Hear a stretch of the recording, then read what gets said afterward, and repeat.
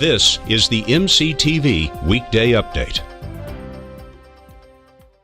Good afternoon and welcome to the Monday edition of MCTV Weekday Update. I'm Barbara Garcia. And I'm Laura Duclos. Texas Tech hosted their first Autumn Festival last Saturday in the Engineering Key. Janet Moreno reports more on the fall festive event. Memorial Circle and the Engineering Key were taken over by Lubbock residents and students at Tech's first ever Autumn Festival. The festival was Saturday and was filled with lots of food, great music, entertainment, and local vendors. And I love to say goodnight. Festival committee member Carrie Shiplett said the idea for the festival came from President Nellis. President Nellis wanted to have a festival on campus, much like he did at his last campus. So he assigned a group, and we've been working for the past year to put on this event. Tech student Thomas Sanchez did some plant shopping and said he enjoyed the festival.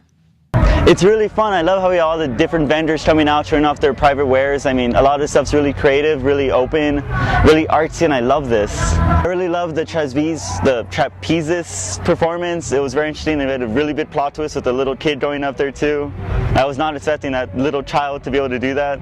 Take me away from here, please take me away. Take me away from here, I'll leave you alone. According to the festival committee, there were more than enough volunteers and the street food truck sold all of its food. The success of the Autumn Festival could mean that it will become the next Red Raider tradition. For MCTV, I'm Janet Moreno. The annual Tech Can Share food drive continues this week, and today was the weekly weigh-in. Tech Can Share benefits the South Plains Food Bank by collecting canned foods every year. This year, student organizations and university departments are competing for the highest weigh-ins. The winning group will be announced after Thanksgiving.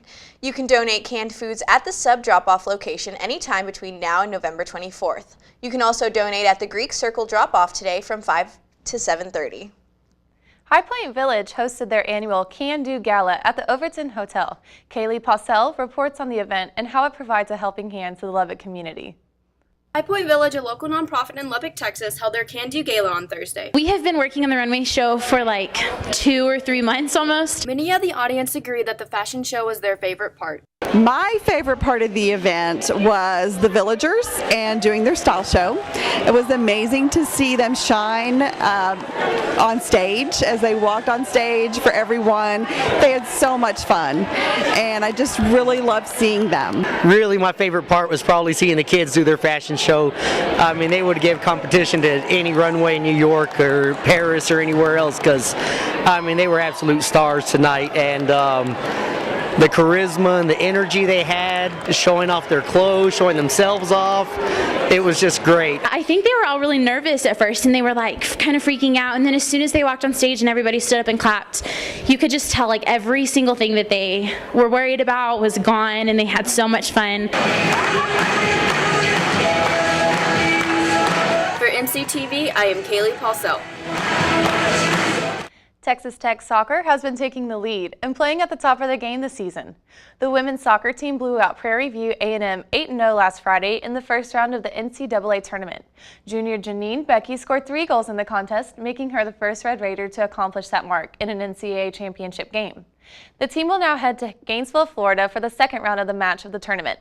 They will face against Auburn at 2 p.m. this Friday at Donald R. Disney Stadium. If Tech wins, it could be the first time for the team to reach the third round in program history. Tonight, the School of Music will host another great performance in the Hemley Recital Hall. The University String Orchestra concert will start at 8 p.m. tonight and will continue until 9:30. Tickets are free and the event is open to the public. For more information, visit music.ttu.edu. Speaking of concerts, Brad Paisley announced this morning that he is extending his Country Nation World Tour through March and is making a pit stop in Lubbock.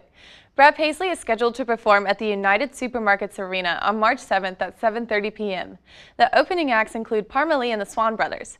Tickets for the concert will go on sale November 21st and range from $49.50 to $59.50. You can purchase your ticket through selectaseatlubbock.com. Yesterday, a light snowstorm blew through and the ground was covered up by noon. The mixture of sleet and snow made driving conditions difficult and delayed classes until 10 a.m. this morning. The Lubbock Police Department reported a total of 103 accidents between 6 a.m. and 6 p.m. last night. LPD reminds drivers to slow down on the icy roads and allot extra time to get to your destination. Well, the snow was pretty nice, but I don't think there was enough to build a snowman. I'm sure people still tried. Let's take a look at our 3-day forecast to see what we can expect from our weather this week. Sunshine appears to have melted off most of the snow from the weekend. Those sunny skies today also helped bring our temperature to a high of 39. Tomorrow, temperatures will warm up a bit with a high in the lower 40s and a low of 29. Wednesday, the high will climb to 50, but the low will remain in the upper 20s. There's a slight chance of some rain later this week, but it looks like snow is out of our forecast for now. Well, that's all for today's edition of the MCTV Weekday Update. Thanks for joining us, and be sure to check ttuhub.net every day for more news, and we'll see you tomorrow.